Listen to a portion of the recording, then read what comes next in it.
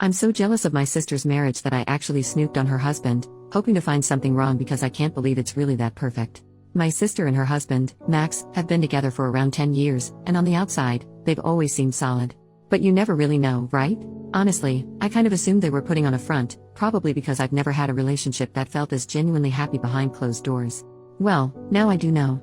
I've been staying with them for the past 3 months after my ex cheated on me, and they took me in without a second thought.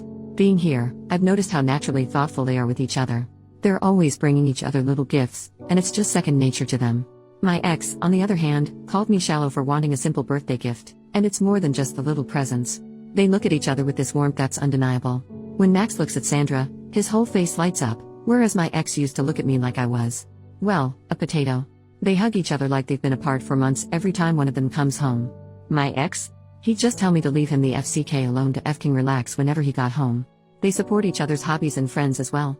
Max encourages Sandra to spend time with her friends, while my ex would complain endlessly about mine and even said my hobbies were a waste of time. The craziest part? I know they're actually holding back on the affection when I'm around. Once, I came home early and found her sitting on his lap while they watched TV, with him playing with her hair. That little glimpse felt like just the tip of the iceberg in terms of how much they adore each other. It's not like their life has been all sunshine and roses either. They've been through some seriously tough stuff, deaths, a miscarriage, job setbacks. The kind of things that can break people apart, but they've made it through together. At first, I couldn't wrap my head around it. I honestly thought that relationships like theirs were just Hallmark bullcrap. I convinced myself that everyone's relationship eventually turns into a daily grind once the honeymoon phase is over. So, I snooped on Max's phone. I just couldn't believe that he could really be this great. But all I found were totally normal messages.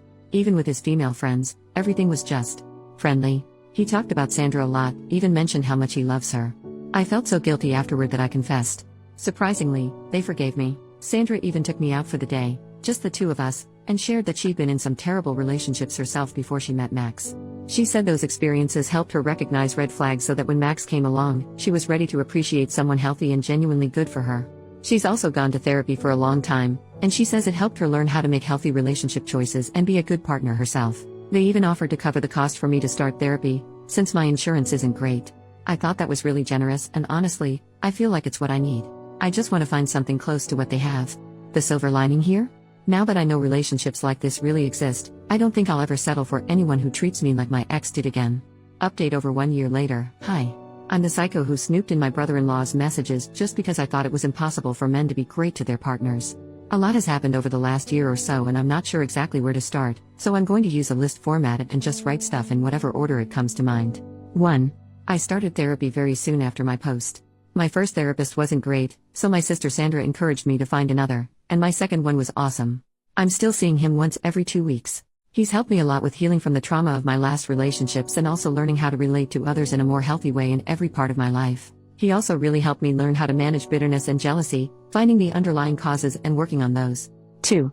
I moved out of my sister and brother-in-law's house after a couple months. 3. It turns out that my sister and brother-in-law were secretly very livid about the snooping, but they appreciated that I'd confessed on my own and decided to be kind and help me.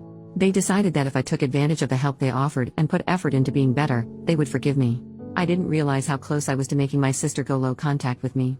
Thankfully, I did take their help. 4. I'm not upset seeing how loving my brother-in-law is to my sister anymore. I'm happy for her. 5. They became foster parents after I moved out and are now in the process of adopting a little girl they've been fostering. They are literally the perfect people to be nurturing a traumatized child. They're doing so great, and the little girl, Maddie, is doing so much better than when she was first placed with them. She's an amazing girl, and she and my sister and brother-in-law are so lucky they've all found each other. 6. I've been single the whole time. That was on purpose. A few months ago, though, I determined that I'd be open to dating again. I didn't want to actively do anything, no dating sites, but I decided for myself that I wouldn't purposely avoid dating anymore. And finally, a week ago, a guy I became friends with at an animal shelter I started volunteering at about 6 months ago asked me out. I said yes. Our first date was great. He's very kind. He's the guy you go to if you need to calm down a traumatized, terrified animal. He cleans diarrhea-coated animal carriers without any complaint. My sister approves of him. He's very funny too. So that's the update.